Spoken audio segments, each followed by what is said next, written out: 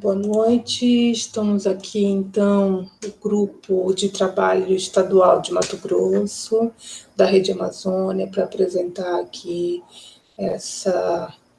o exercício 1, né? Apresentando a nossa equipe, o professor Cláudio Miranda como nosso coordenador, Doriana Azevedo como assistente, nossos voluntários André Arruda, Antônio Junqueira e Elana Freitas, e a nossa estagiária, estagiária aqui do GT Mato Grosso pela Rede Amazônia, Alana Moreira. Cabe destacar também a colaboração de Alexandre César, procurador do Estado de Mato Grosso, Bruno Becker, cartorário do município de Nova Biratã, a Suzete, arquiteta do setor de engenharia da Prefeitura de Nova Biratã, bem como Vera Lúcia, docente da Faculdade de Direito da UFMT. Embora a gente tentou evitar ao máximo fazer esse grande retrospecto, voltando de repente até os primórdios aqui, mas cabe lembrar que Mato Grosso é um estado que se origina da província de São Paulo e Minas Gerais, e das Minas, né? E que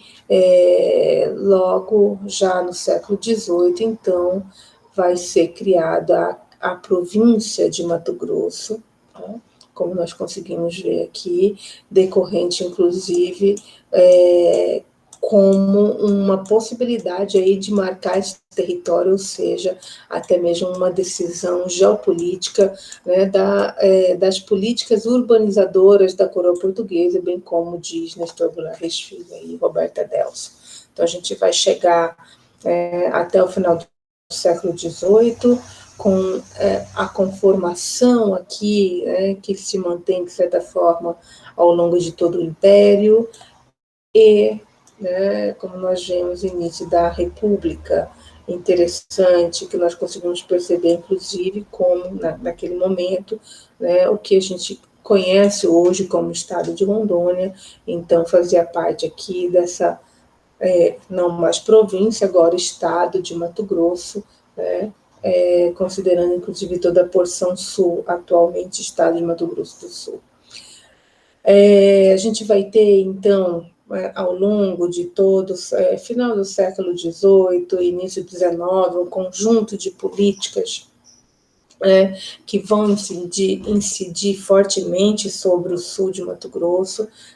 criando aí, inclusive, uma tensão entre dois núcleos que era Cuiabá e Campo Grande, Cuiabá polarizando toda essa porção centro-oeste do estado,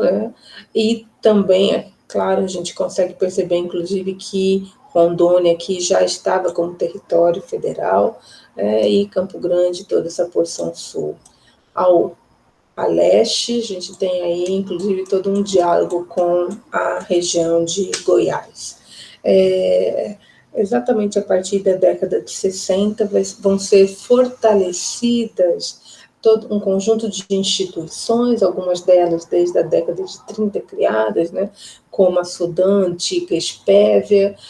mas nós vamos ter também aí a criação de Sudeco, que são as superintendências de desenvolvimento, Sudão da Amazônia, Amazônia Legal, Sudeco, aí, região centro-oeste. É nesse ponto que cabe destacar que Mato Grosso é uma unidade que ainda hoje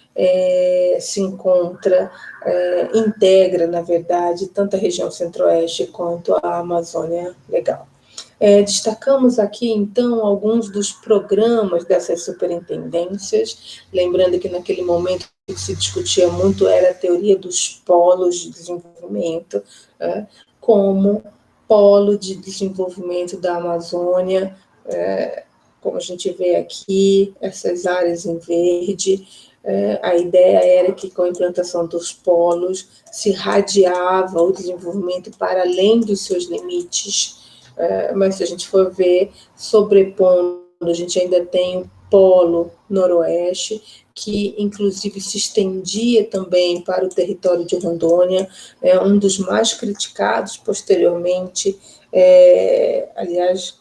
a gente pode até colocar aqui como, de repente, um dos programas que mais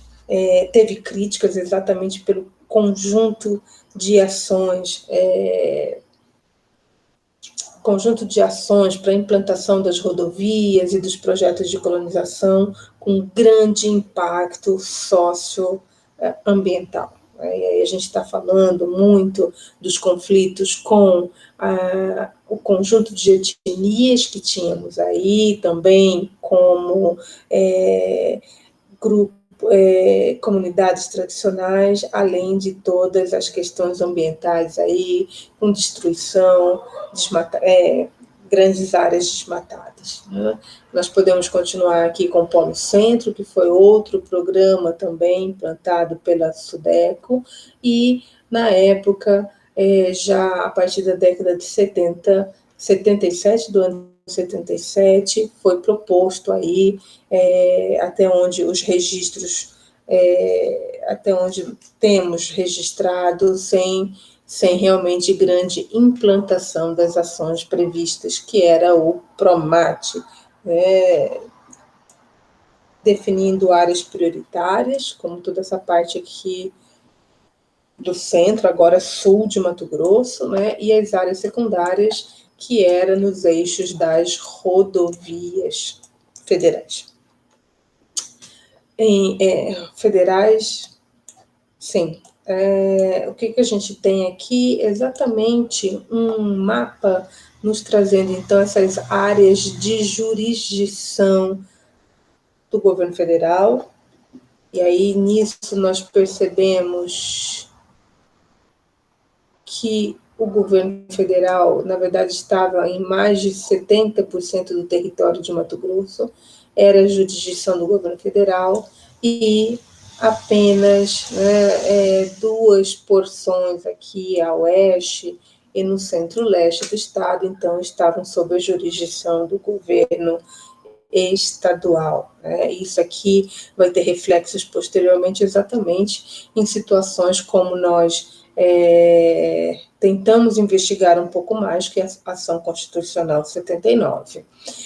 Apenas para ilustrar essa imagem, ela nos traz, então, aqui os projetos de colonização, ou os principais projetos de colonização que foram implantados no estado de Mato Grosso, onde nós conseguimos perceber que a grande maioria são particulares, ou como nós costumamos chamá-los, de projetos de colonização privada, né? E os projetos de colonização oficial ou públicos, né? Lucas do Rio Verde, Ranchão, 7 de Setembro, que foram hoje, Cerro Azul também, hoje demarcados aqui, mas nós vamos ter, por exemplo, Peixoto de Azevedo, Guarantã do Norte, além de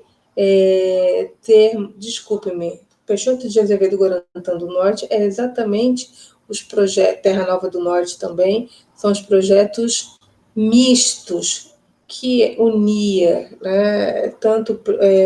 uma união de forças aí entre INCRA, poder público, e associações cooperativas. Né? Então, esses seriam exatamente também uma terceira vertente aí de projetos de colonização. Os privados, que a gente está vendo aqui que realmente é a grande maioria, os oficiais, Lucas do Rio Verde, Ranchão, 7 de Setembro, isso pela esfera federal, mas a gente também tinha os de colonização oficiais implantados pelo governo do estado, e ainda os projetos de colonização mistos. Bom, só para a gente ilustrar o impacto desse conjunto de políticas territoriais em Mato Grosso, a gente vai ter exatamente essa fronteira agrícola que ela já nasce urbana. Então, o que a gente pode vislumbrar aqui são núcleos urbanos implantados como áreas de apoio para esses projetos de colonização, implantados na década de 70, na década de 80, na década de 90. E todos eles, sem exceção, se tornaram sedes de municípios. Alguns, inclusive, na década de 70 mesmo, 3, 4 anos depois, já estava aí, então, sendo área de apoio de município emancipado, poucos anos depois do início da implantação desses projetos de colonização. Um exemplo clássico desse é exatamente Sinop, né, que nós estamos bem aqui. Enfim, então, bem ilustrativo, essas imagens aqui, a gente tem essa divisão político-administrativa do território de Mato Grosso na década de 70, a gente vê que a porção norte do estado tem uma malha bem menos densa que a porção sul e a porção aqui do centro. Na década de 80, já após a formalização da divisão do estado, nós conseguimos perceber ainda já uma certa movimentação, mas ainda bem menos densa essa malha dos municípios, e na década de 90, percebendo aí claramente todo esse movimento de emancipação municipal a partir dessas áreas dos projetos de colonização.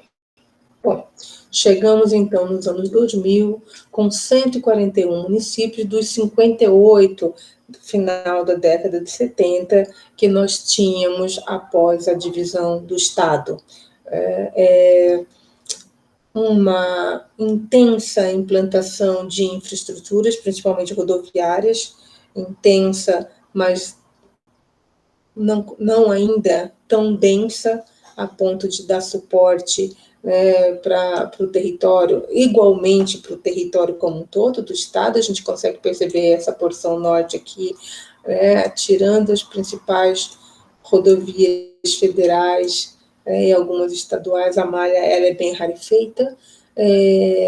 como nós comentamos, por exemplo, do Polo Noroeste, mas todos os projetos, todos os planos e programas implantados trouxeram muitos impactos da ordem ambiental, muitas críticas, e aí a gente começa a ver, inclusive, a demarcação de unidades de conservação. Nós vamos ter também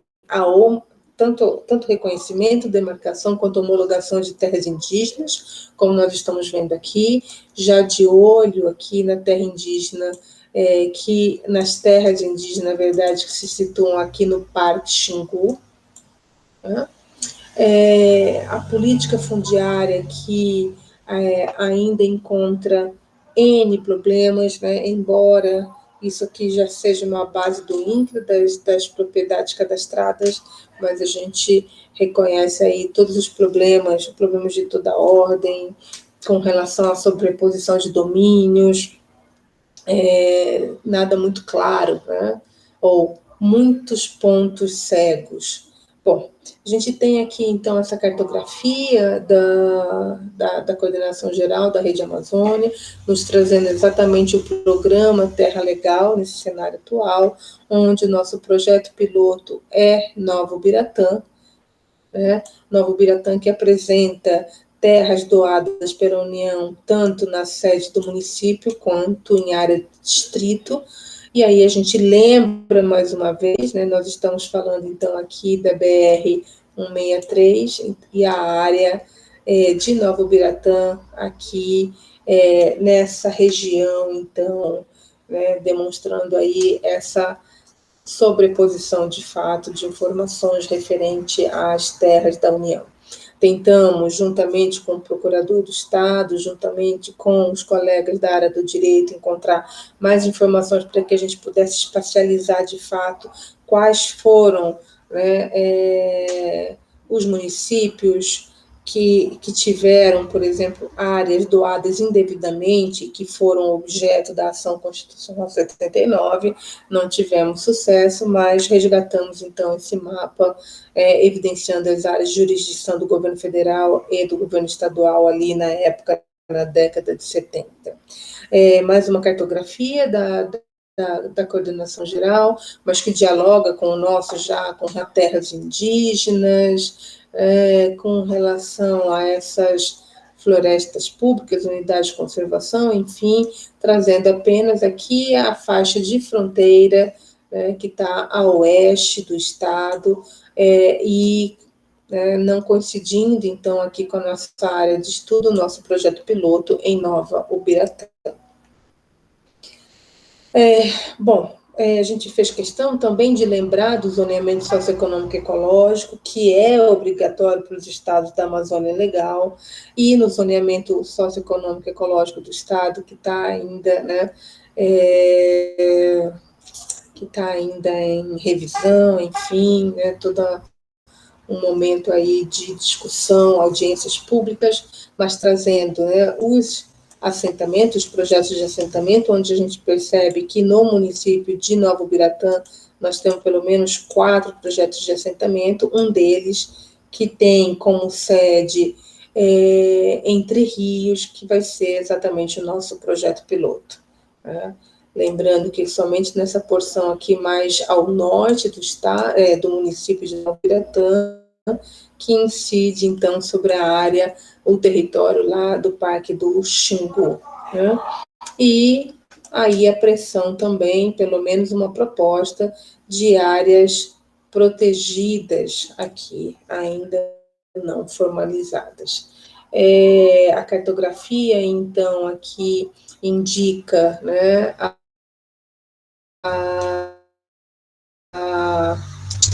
sede do distrito, que vai ser a nossa área piloto, né? Claro que isso aqui é bem maior do que a área, né? 70,23 hectares é o projeto de assentamento, mas quando a gente vem aqui para o núcleo urbano, a partir da informação repassada pela técnica da prefeitura, a arquiteta Suzete, nós vemos que da totalidade, apenas um terço, então, com o domínio formalizado domínio, então, aí, em nome do município, né? Mas todo o restante ainda encontra-se sob a responsabilidade do INCRA. Então, isso daqui é uma outra situação interessante que a gente traz sobre, então, o nosso núcleo urbano, o nosso projeto piloto em Nova Ubiratã, que é Entre Rios. Bom, muitas dificuldades, todos esses dados, embora a gente tenha buscado, juntamente com o procurador do Estado, juntamente com o pessoal da área do direito também, mas pouquíssimos dados, de fato, para a gente poder avançar na espacialização, por exemplo, das ações constitucionais, dessa ação constitucional 79, ou ainda das outras áreas, enfim, mas a gente tentou ilustrar ao máximo as principais questões, então, que nós encontramos aqui para poder fazer o trabalho no nosso projeto piloto, que é no município de Nova Ubiratã. Obrigada.